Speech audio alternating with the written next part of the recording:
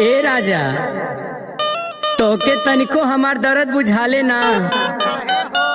शादी भइले इतना दिन हो गईल, लेकिन कबो सेज के सुख पाउनी ना। सुना है हमार बात। अरे हमसे रिसियाई के कहाँ जाला रजाऊ, अरे हमसे गुसिया के कहाँ जाला रजाऊ, हमके कोरवा उठला चला जाला रजाऊ।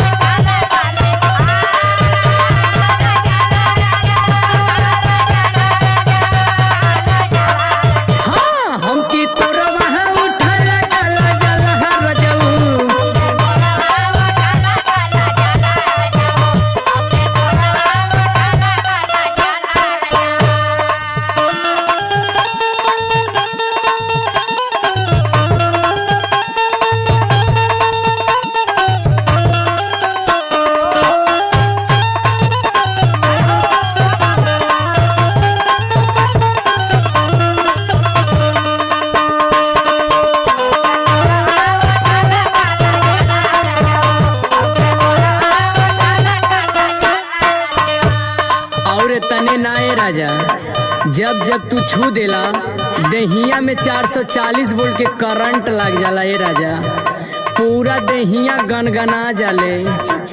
हाँ हाँ, सुनाई हमार बात। बुझला ना राजा हमार पहली मुलाकात में,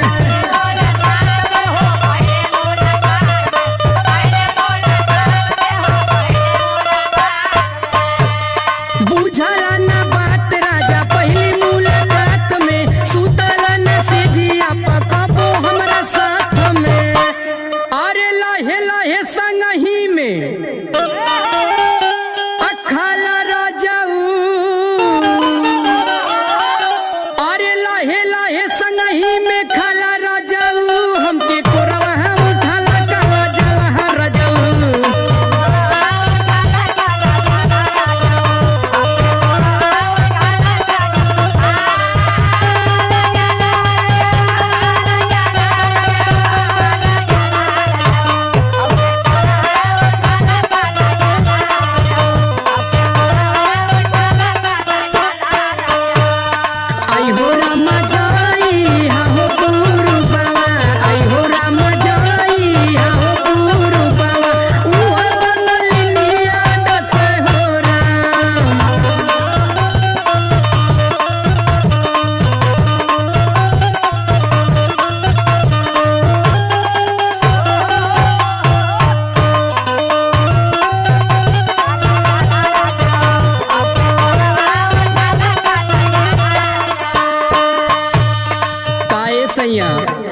जब से गौना करा के लिए इला, हमार तो लगत है कि किस्मतें फूट गई। सुना है हमार बात। चढ़ली जवानी हमार भइल जाता माटी,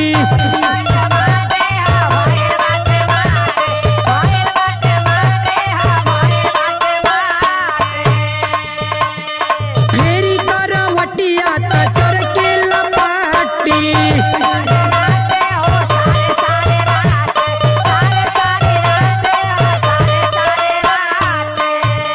चढ़ली जवानी हमर भइल जाता माटी, फेरी करवटिया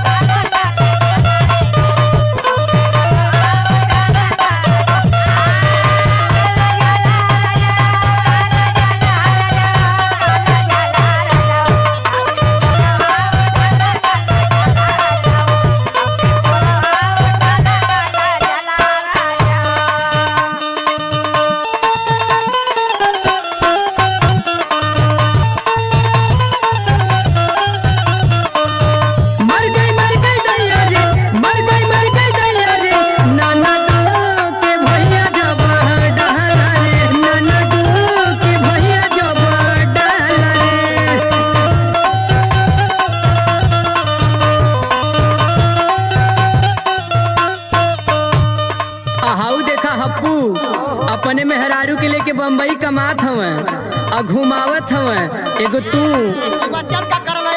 सुना बतावत ही ऐठे तू ऐसन भतार मिल गईला कि कौनो कोन उठे लेके सुततो न बाड़ा। हाँ जब से ऐनी हमार तो किस्मत फूट गई। सुना संजय बेदर्दी पिया मन मोरी बात